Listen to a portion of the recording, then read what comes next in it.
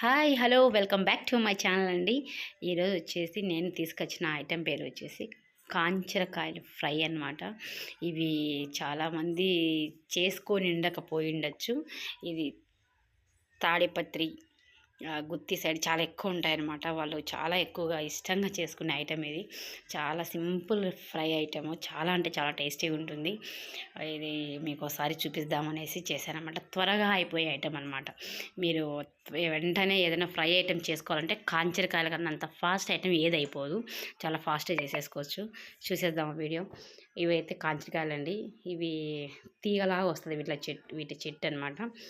కొద్దిగా చేదుగానే ఉంటాయి కాంచరకాయలు. కానీ ఇవి చాలా కాస్ట్ అనమాట. ఓన్లీ సమ్మర్ స్పెషల్ అనమాట. సమ్మర్లోనే చిక్కుతాయి ఈ కాంచరకాయలు. వాటికి వచ్చేసి మనము తొడిమెలు ఫ్రంట్ తీసేయాలి, బ్యాక్ సైడ్ తోకల్లాగా ఉంటాయి అవి కూడా తీసేయాలి. అన్నీ ఇలా మొత్తం మనము తీసేసుకున్న తర్వాత ఇవి నిలువ ఉండవండి. ఏ రోజు తెచ్చుకున్నవి ఆ రోజే చేసేసుకోవాలి. మళ్ళీ రోజు కంటే ఇవి మొత్తము కాయలు పగిలిపోతాయి అన్నమాట. అన్ని తొడిమెలన్నీ తీసేసిన తర్వాత వాటర్లో వేసుకొని వాష్ చేసేసుకోవాలన్నమాట. ఇవి మరీ స్పీడ్గా రుద్దినా కూడా పగిలిపోతాయి కాయలు. సో కేర్ఫుల్గా తీసుకోండి. నేను ఒక కళాయి తీసుకొని 2 టేబుల్ స్పూన్లు వచ్చేసి ఆయిల్ వేసాను. ఆయిల్ హీట్ అయిన తర్వాత మనకు పోపుకి ఎలా పెట్టుకుంటాము అన్ని పోపుకు కావాల్సినవి జీలకర్ర, ఆవాలు, కరివేపాకు, ఎండుమిర్చి, ఉల్లిపాయ, వెల్లుల్లి అయితే వేయట్లేదు. ఉల్లిపాయలు వేసి బాగా ఫ్రై చేసేసుకొని బ్రౌన్ కలర్ అయిపోయిన తర్వాత ముందుగా మనం కడిగి పెట్టుకున్నాం కదా ఈ కాంచరకాయలు, ఇవి వచ్చేసి అందులో వేసేసుకోవాలన్నమాట. వాటర్ కూడా వేయాల్సిన అవసరం లేదండి.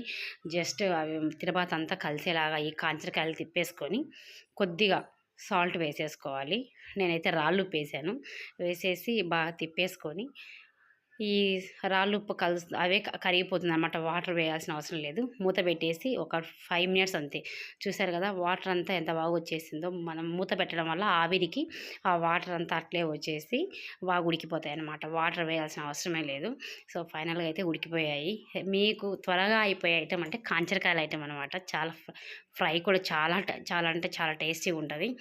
ఇవి ఉడికిపోయాయండి. ఇప్పుడు దీనికి మనము పైన పొడి వేయాలి కదా, అందుకోసం అనేసి మనం మిక్సీ జార్ తీసుకొని 2 టేబుల్ స్పూన్లు వచ్చేసి పప్పులు, 10 వచ్చేసి ఎండుమిరపకాయలు, కొద్దిగా కొబ్బెర, కొద్దిగా వచ్చేసి కొద్దిగా బెల్లము, కొద్దిగా సాల్ట్, 10 రెబ్బలు వచ్చేసి వెల్లుల్లి రెబ్బలు వేసి మిక్సీ పొడి చేసేసుకోవాలన్నమాట.